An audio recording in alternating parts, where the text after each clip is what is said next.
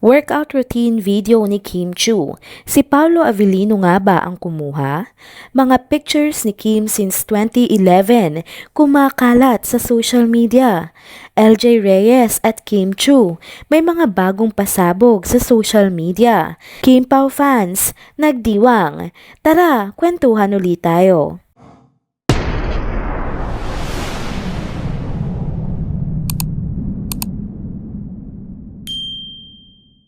Hello mga ka-trenders! Welcome back muli sa ating channel. Kung bago pa lamang kayo dito, huwag nang kalimutang mag-like, mag-subscribe at i-hit na din ang notification bell para lagi kayong updated sa mga balitang trending at napapanahon. Happy Wednesday mga ka-trenders! Narito na naman tayo upang maghatid ng mga kwento patungkol kina Kim Chu at Paolo Avellino. Mainit na usap-usapan ngayon ang workout routine ni Kim Chu. Nakaka-post lang niya sa kanyang Instagram account.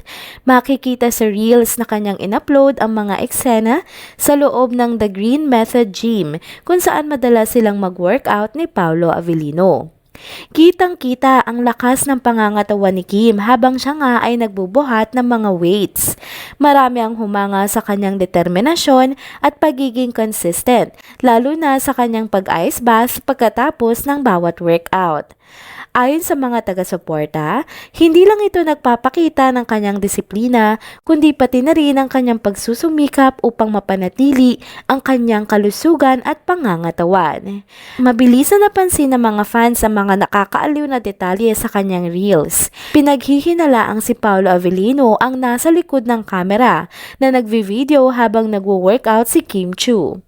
Kung totoo man ang mga chismis na may namamagitan nga sa kanila, natural lang na ayaw ni Paolo na ibang tao ang mag-video sa kanyang special someone, 'di ba? Mas nakakadagdag pa sa kilig ang mga ganitong eksena para sa ating mga Kim Pao fans. Wala pa ngang isang oras matapos i-post ang mga videos ni Kim, umani na agad ito ng napakaraming likes at magagandang komento. Hindi lang mula sa kanilang mga fans, kundi pati na rin sa mga kapwa nila artista. Maraming nagkomento kung paano nila hinahangaan ang disiplina ni Kim Chu sa kanyang pangangatawan.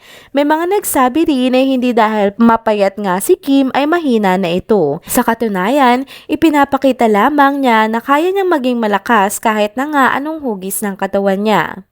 Ang mga ganitong update sa buhay at workout routine ni Kim kasama ang mga suporta ni Paolo Avellino ay patuloy na nagbibigay ng saya at inspirasyon para sa mga tagahanga nila. Narito naman ang ikalawang paksa na tatalakayin natin ngayong araw. Muling trending ang ating chinita princess na si Kim Chu dahil sa mga throwback na larawan at video na in-upload ng kanyang mga loyal supporters sa iba't ibang social media platforms. Sa mga litratong ito na pinagsama-sama ng kanyang mga fans, kitang-kita kung paano mula pa noong 2011 ay tuloy-tuloy na ang pagtulong ni Kim sa mga salanta ng kalamidad at sa mga nangangailangan ng tulong.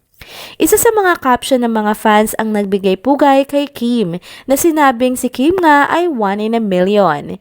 Sinasabi rito na bawat pag-arte, pagsayaw at pagkanta niya sa harap ng kamera, ang kanyang pagtulong naman sa kapwa ay ginagawa niya ng tahimik at walang halong pag-aabang ng atensyon. Hindi niya kailangang ipagmalaki o ipakita sa publiko ang kanyang mga gawaing pagtulong dahil likas na mabuti ang kanyang puso. Dagdag pa ng mga fans, hindi raw niya deserve ang mga bashing o panglalait mula sa ibang tao dahil sa kabutihan at dedikasyon na ipinakita niya sa loob ng 18 taon sa industriya ng show business. Hanggang ngayon, siya pa rin ay isa sa mga pinaka-in-demand na artista at bukod sa kanyang kasikatan, si Kim ay kilala rin sa kanyang pagiging mapagmahal, mapagbigay, maunawain at sobrang grateful na tao. Mataas man ang kanyang narating, nakatapak pa rin siya sa lupa at hindi nakakalimot sa mga tao sa paligid niya. Sa kasabikan ng kanyang mga fans, umaasa silang magtutuloy-tuloy pa ang kanyang kasikatan at hinahangad ang kanyang tagumpay hindi lang sa lokal na industriya kundi maging sa pandaigdigang showbiz. Para sa kanila, nag-iisa lang talaga ang pangalang Kimberly Sue Yap at Chu at hindi nila magagawang hindi siya mahalin at suportahan. Sa pinakahuling bahagi naman ng ating video update na ito, marami ang nakapansin ng paglalike ni Kim Chiu sa Instagram post ni LJ Reyes. Ang naturang post ay tungkol sa unang anniversary celebration ng kasal ni LJ sa kanyang asawa, kung saan binaha ito ng mga positibong komento at pagbati mula sa mga netizens. Matatanda ang maraming ang pinagdaanan si LJ, particular sa mga pagsubok sa buhay pag-ibig, ngunit makikita ngayon ang kanyang kaligayahan kasama ang kanyang bagong asawa. Ipinakita ng mga taga-suporta ang kanilang tuwa at paghanga para kay LJ, na sa kabila nga ng mga kontrobersiya sa nakaraan ay natagpuan niya na ang kanyang kaligayahan.